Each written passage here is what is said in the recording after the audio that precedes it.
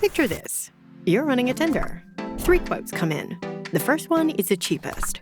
The second one is from a supplier you've worked with for years. And the third has a price somewhere in between. But here's the real question. Do you know what's behind that price? What materials cost?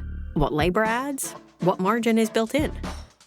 Most buyers don't have this, and even the ones who understand cost structures, they still can't pull live commodity prices, industry cost structures, and freight data into one view between meetings. Most data is scattered across reports, outdated spreadsheets, and commodity databases that don't talk to each other. By the time you've pieced it together, the contract is already signed. That's why WTP exists.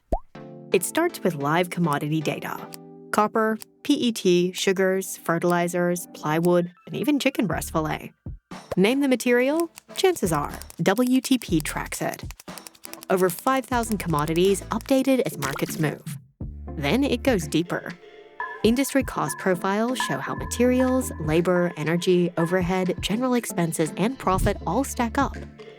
Every cost driver that shapes the final price, across 360 industries in over 155 regions. The products page brings it all together.